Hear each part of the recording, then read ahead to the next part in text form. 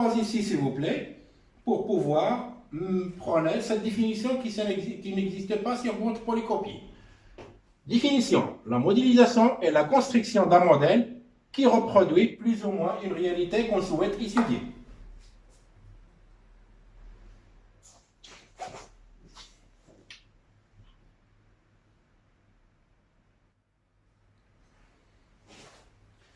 Donc, la modélisation, la construction d'un modèle qui reproduit plus ou moins une réalité qu'on souhaite étudier. Les objectifs de la modélisation, c'est d'écrire, prédire, expliquer, d'écrire ses résumés. On a beaucoup d'informations qu'on doit résumer à une formule, c'est d'écrire. Prédire, ça veut dire voir le futur, c'est simuler. Simuler, ça veut dire muhakat, pour voir ce qui va se passer dans le futur. Expliquer, c'est comprendre, pour bien comprendre de quoi il s'agit. Le problème des gestions contraintes, on doit le comprendre correctement quand même pour pouvoir quand même le résoudre. OK? Exemple de modélisation. Exemple de modélisation. En informatique, en entreprise, en mathématiques appliquées, en économie, etc. On parle de modélisation de données pour désigner une étape de construction d'un système d'information. On va voir ça dans ce cours-là. En entreprise, la modélisation de process. Regardez, une entreprise, le process, le métier. Le métier de l'entreprise consiste à structurer et à représenter visuellement les activités de l'entreprise. C'est important pour les systèmes d'information. OK? Gestion de process, le processus métier. En mathématiques appliquées, le modèle mathématique permet d'analyser des phénomènes réels et de prévoir des résultats à partir de l'application d'une ou plusieurs théories à un niveau d'approximation donné. OK? En économie, la modélisation économique permet une représentation simplifiée de la réalité économique ou d'une entreprise ou d'une partie de l'économie. Pardon. On a vu la modélisation, maintenant on va voir la simulation.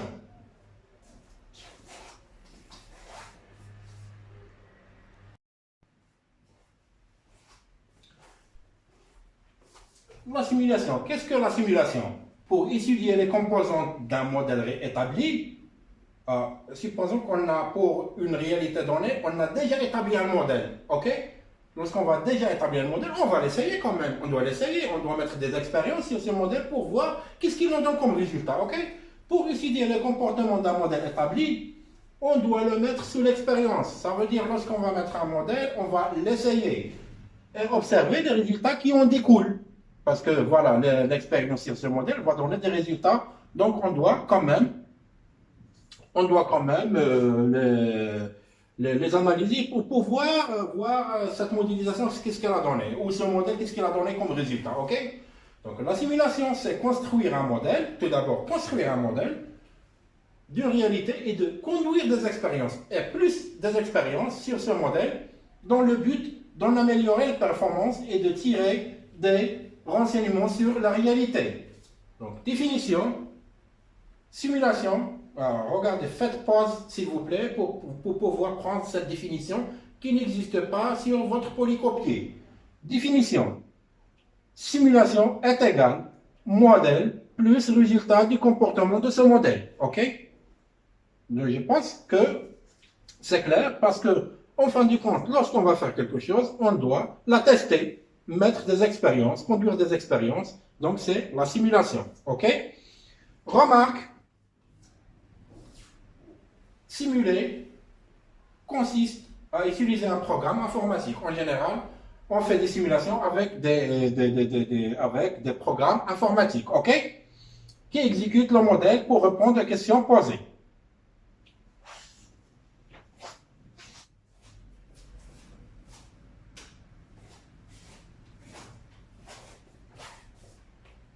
Simuler consiste à utiliser un programme informatique qui exécute le modèle pour répondre aux questions posées. Exemple de simulation. La production, gestion des ressources de fabrication, machine, gestion de stock. C'est très important. Très important. Parce que pour une entreprise, il ne peut pas avoir une formule sur le stock exact. Mais il faut juste faire des simulations. D'ici une semaine, combien on aura de cette marchandise-là dans le stock? Est-ce on aura une rupture de stock de ce produit-là? Ainsi de suite. La gestion du personnel. Donc, dans 2030, est-ce qu'on aura le même nombre de salariés, des employés, ainsi de suite, ok? Tarification. Pour un produit, comment fixer son prix? Prévision. L'administration, la démographie. Un point très important. Dans 2050, qu'est-ce que sera la situation démographique du Maroc, de l'Europe, de l'Afrique, de la Chine, des États-Unis? Ok?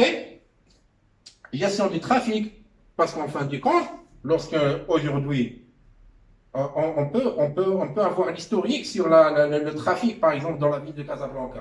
Mais demain, on ne fera qu'une simulation. On n'aura pas la situation exacte. Système hospitalier, par exemple, dans la pandémie du corona, on doit faire des simulations pour voir est-ce que les hôpitaux peuvent supporter le nombre de contaminés, par exemple. L'environnement, pollution, météo, catastrophe naturelle, ainsi de suite. OK? Donc, tout cela sont des exemples de simulation.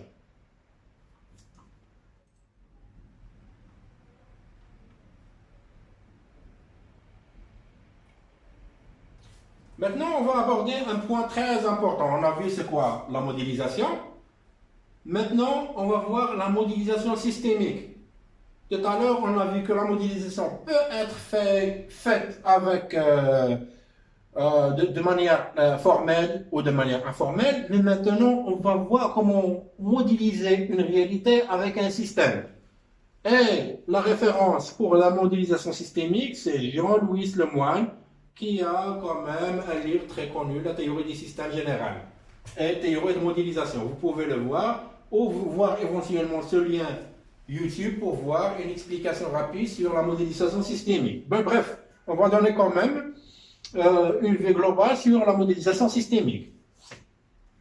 Pour une réalité étudiée, la modélisation systémique s'attache à éteindre à la finalité désirée. Regardez ici. Finalité désirée. Je répète, pour une réalité étudiée, la réalité, un problème de gestion, comme vous voulez, la modélisation systémique s'attache à éteindre la finalité désirée en évaluant la performance globale plutôt que celle de chacune des composantes qui constituent la réalité d'intérêt. Regardez, je vais donner un exemple ici, entre parenthèses. Si par exemple dans une équipe de foot, il y a un joueur, il ne joue pas très bien, mais lorsqu'on l'introduit, l'équipe marque un but. Ben, on s'en fout s'il ne joue pas bien ou il joue bien. Ce qui nous intéresse essentiellement, c'est la finalité, c'est de marquer des buts. Ok? Donc, on va oublier le reste, on va se focaliser sur la finalité. En évaluant la performance globale. La performance globale, si l'équipe gagne. Si l'équipe gagne, c'est la performance globale. Mais le joueur, elle rate des tirs ou elle rate pas, s'il marque du but, c'est ce qui nous intéresse essentiellement. Ok? Donc, la finalité qui compte pour nous est en évaluant la performance globale plutôt que celle de chacune des composantes qui constituent la réalité d'intérêt. Une équipe de foot, elle est constituée par 11 joueurs.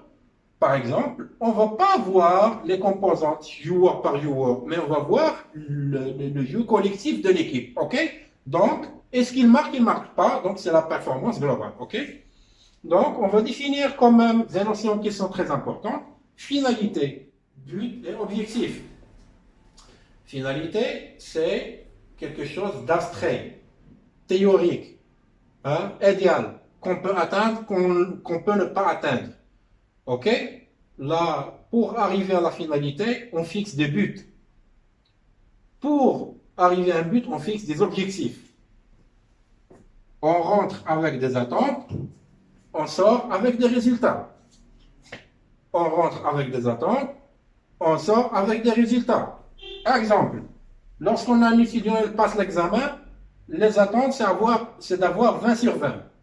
Mais les résultats ne sont pas forcément 20 sur 20 qu'il va obtenir. Les résultats qu'il va obtenir ne sont pas pratiquement 20 sur 20. Donc, il y a des attentes, il y a des résultats. Un étudiant espère avoir 20, mais le résultat, il n'est pas forcément 20. Donc, l'étudiant qui a des attentes, elle a une finalité, c'est d'avoir 20. Pour avoir des finalités, elle a des semestres, par exemple.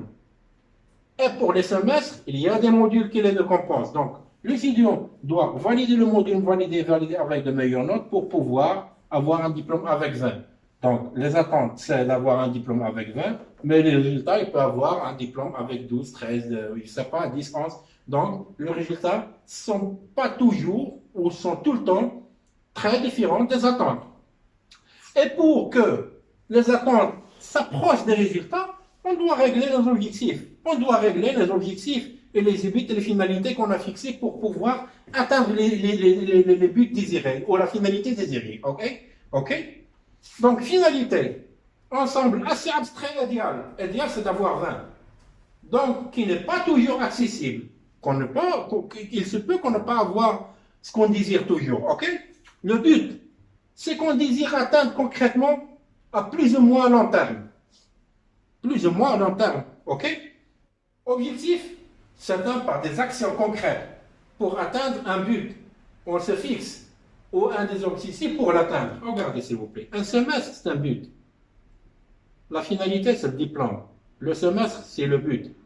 Et les objectifs, c'est les modules. Le semestre, ça n'existe pas en réalité. C'est un ensemble de modules, un ensemble d'objectifs. Et le diplôme, c'est une finalité qui n'existe pas. La licence, elle n'existe pas en réalité. Mais c'est une finalité qu'on cherche à avoir avec de bonnes notes. OK? Donc, les objectifs, c'est un par des actions concrètes. Il faut valider les modules avec de bonnes notes. C'est des actions concrètes. Pour pouvoir avoir des semestres à moyen, à plus ou moins long terme. Pour pouvoir avoir un diplôme vers la fin, ce qu'on appelle la finalité. OK? Donc, est-ce qu'on a compris les résultats, les attentes? Pour avoir les résultats avec des attentes, on doit décomposer notre plan de travail comme ceci. En objectif, en but, en finalité. Les résultats ne sont pas égaux toujours aux attentes. Pour pouvoir, parce que les attentes elles sont là, elles ne sont pas à côté des résultats, pour pouvoir faire les attentes proches le plus possible vers les résultats, on doit régler nos objectifs, régler le but fixé, régler la finalité. On doit régler, ça veut dire modifier les objectifs, organiser, faire des objectifs plus concrets, ainsi de suite. OK? Maintenant, qu'est-ce que la modélisation systémique? La modélisation systémique, concrètement, contrairement à la modélisation analytique, ça veut dire avec des équations mathématiques. La modélisation systémique envisage à comprendre la globalité d'une situation. Toute la situation, comme l'équipe de foot de tout à l'heure. La modélisation, ce qui nous intéresse à une équipe de foot, s'il gagne, il ne gagne pas en premier lieu. La finalité, c'est ce qu'il gagne. Et puis, on va voir s'il joue, il ne joue pas bien. Hein? La finalité, c'est gagner. L'analyse systémique, elle cherche à voir la finalité au lieu de voir les détails. OK? Concrètement, contrairement à la modélisation analytique, entièrement décrite à l'aide des équations mathématiques, la modélisation systémique envisage et comprend la globalité d'une situation. Et elle prend en compte les relations et les interactions. Les joueurs, hein, ils font des passes, il y a des interactions, ils communiquent. Hein, c'est les interactions. Les relations, de bonnes relations, de mauvaises relations avec les joueurs, ça aide à avoir la finalité désirée. OK? Donc, c'est ça la modélisation systémique. C'est l'envisage à comprendre la globalité de l'équipe et de la situation. Et prend en compte la relation, les interactions qui interviennent dans le problème traité. Donc, voilà, c'est ce qu'on appelle un système, c'est la totalité des relations et des objets. Comme une équipe de foot, voilà l'équipe de foot, les joueurs et la relation, les interactions entre les joueurs. OK?